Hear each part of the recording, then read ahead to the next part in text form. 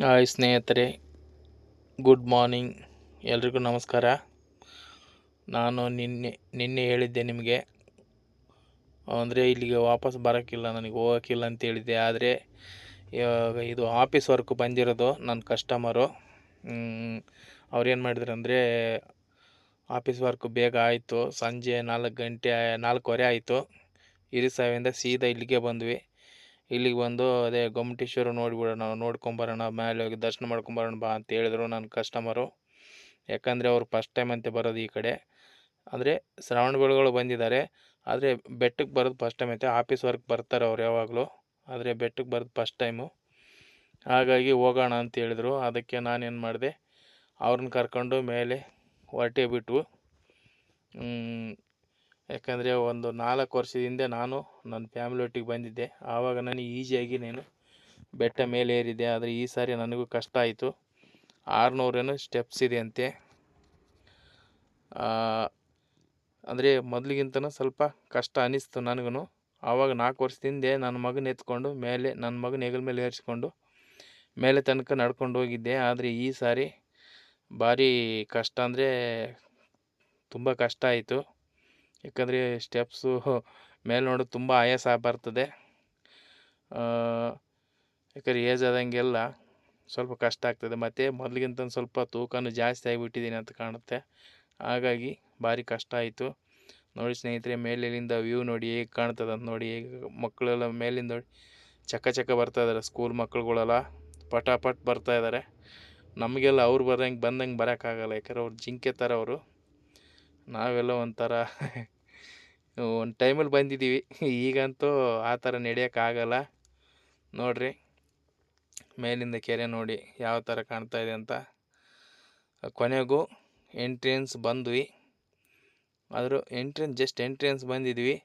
ಆದರೂ ಇನ್ನೂ ಒಳಗಡೆ ಸುಮಾರು ಹೋಗಬೇಕು ಮೇಲುಗಡೆ. ಆದರೆ ವ್ಯೂ ಮಾತ್ರ ಸೂಪರಾಗಿ ಕಾಣುತ್ತೆ ಸ್ನೇಹಿತರೆ. ನೀವು ಯಾರಾದರೂ ಈ ಕಡೆ ಶ್ರವಣ ಬೆಳಗೊಳ ಕಡೆ ಬಂದಿಲ್ಲ ಅಂದರೆ ಬನ್ನಿ ಸ್ನೇಹಿತರೆ. ತುಂಬ ಚೆನ್ನಾಗಿದೆ. ಫ್ಯಾಮಿಲಿ ಒಟ್ಟಿಗೆ ಈ ಕಡೆ ಏನಾದ್ರು ಬಂದರೆ ಒಂದು ಟ್ರಿಪ್ ಹಾಕಿ. ಸೂಪರಾಗಿದೆ ಮಾತ್ರ. ಅಂದರೆ ಜೈನ್ ಬಸದಿ ಟೆಂಪಲ್ ಅಲ್ಲ ಇದು, ಜೈನವ್ರದ್ದು ಟೆಂಪಲ್ ಅಲ್ಲ, ಆದರೆ ಭಾರಿ ಚೆನ್ನಾಗಿ ಮೇಂಟೈನ್ ಮಾಡಿದ್ದಾರೆ. ಮತ್ತೊಂದು ಅದು ಮಜನೇ ಬೇರೆ, ಮೇಲೆ ಹೋಗೋದು ಸ್ಟೆಪ್ಪಲ್ಲಿ ಮೇಲೆ ಹೋಗೋದು ಮಜನೇ ಬೇರೆ. ಆ ಗೊಮ್ಮಟೇಶ್ವರ ಮೂರ್ತಿನ ತುಂಬ ಹತ್ತಿರದಿಂದ ನೋಡ್ಬೋದು ಹೋದರೆ. ಯಾಕಂದರೆ ಟೋಟಲ್ ಗೊಮ್ಮಟೇಶ್ವರ ಮೂರ್ತಿ ಇದು ದೊಡ್ಡದಂತೆ, ಎಲ್ಲದಕ್ಕಿಂತ ಇದು ದೊಡ್ಡದಂತೆ ಗೊಮ್ಮಟೇಶ್ವರ ಮೂರ್ತಿ. ಇದ್ರದ್ದು ಗೊಮ್ಮಟೇಶ್ವರ ಇಲ್ಲಿ ದೊಡ್ಡದಂತೆ ಶ್ರವಣ ಬೆಳಗೊಳದ್ದು. ಅದಕ್ಕಿಂತ ಎರಡನೇದು ಬಂದು ಧರ್ಮಸ್ಥಳದ್ದು, ಅದಕ್ಕಿಂತ ಮೂರನೇದು ಕಾರ್ಕಳ, ಲಾಸ್ಟ್ನೇದು ವೇಣೂರಂತೆ. ಟೋಟಲ್ 4 ಗೊಮ್ಮಟೇಶ್ವರನೂ ನಾನು ನೋಡಿದ್ದೀನಿ ಸ್ನೇಹಿತರೆ. ಯಾಕೆಂದರೆ ನಾನಿರೋದು ಟೂರಿಸ್ಟ್ ಅಲ್ವಾ, ಟೂರಿಸ್ಟ್ ವೆಹಿಕಲ್ಲು. ಹಾಗಾಗಿ ನನಗೆ ಎಲ್ಲ ಕಡೆ ಹೋಗೋಕೆ ಅನುಕೂಲ ಆಯಿತು. ನಿಜ ಹೇಳ್ಬೇಕಂದ್ರೆ ನಾನು ದುಡ್ಡು ಕೊಡದೆ ಎಲ್ಲ ಕಡೆ ತಿರುಗ್ಬೋದು. ಬಟ್ ನಿಮ್ಮಗಳಿಗೆ ಅದಕ್ಕಂತಲೇ ನೀವು ಟೈಮ್ ಮಾಡಿಕೊಂಡು ಬರಬೇಕು. ಆದರೆ ನಮ್ಮ ಥರ ನಿಮಗೆ ಆಗಲ್ಲ. ನಾವು ಅಂದರೆ ದುಡ್ಡು ಬರುತ್ತೆ, ನಮಗೆ ಪ್ಲೇಸ್ ಎಂಜಾಯ್ಮೆಂಟು ಆಗುತ್ತೆ, ಎಲ್ಲ ಪ್ಲೇಸು ನೋಡ್ಬೋದು. ಇದೇ ಥರ ಎಲ್ಲ ಕಡೆ ಹೋಗಿ ಬಂದಿದ್ದೀನಿ. ಅದೇ ಥರ ಈಗ ಇಲ್ಲಿಗೂ ಬಂದಿದ್ದೀನಿ. ಇದು 2ನೇ ಸಾರಿ ನಾನು ಬರೋದು. ಫಸ್ಟ್ ಟೈಮ್ ನನ್ನ ಫ್ಯಾಮಿಲಿ ಒಟ್ಟಿಗೆ ಬಂದಿದ್ದೆ.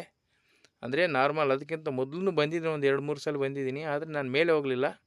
ನನಗೆ ಯಾಕಂದರೆ ಅಲ್ಲಿಂದ ಬಂದು ಡ್ರೈವಿಂಗ್ ಮಾಡಿ ಸುಸ್ತಾಗಿರ್ತದಲ್ಲ, ಹಾಗಾಗಿ ನಾವು ಸುಮ್ಮನೆ ಕೂತ್ಕೊಂಡ್ಬಿಡ್ತೀವಿ ಕೆಳಗಡೆ.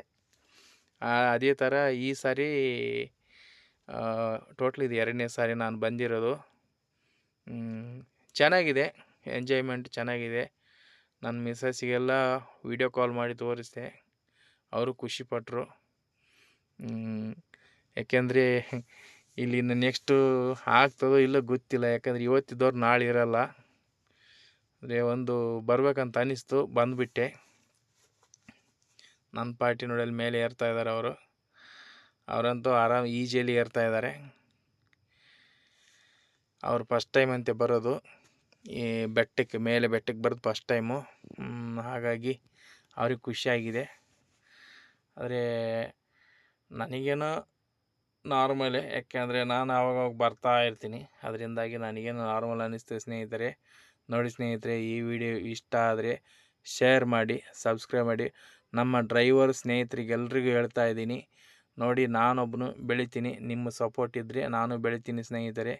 ನಿಮ್ಮಿಂದ ಒಂದು ಸಬ್ಸ್ಕ್ರೈಬ್ ಮತ್ತು ಒಂದು ಶೇರಿಂಗು, ಒಂದು ಲೈಕ್ ಮಾತ್ರ ತಪ್ಪದೆ ಕೊಡಿ ಸ್ನೇಹಿತರೆ. ನಮ್ಮ ಡ್ರೈವರ್ ಮಿತ್ರರಿಗೆಲ್ಲರಿಗೂ ಧನ್ಯವಾದಗಳು. Thank you sir.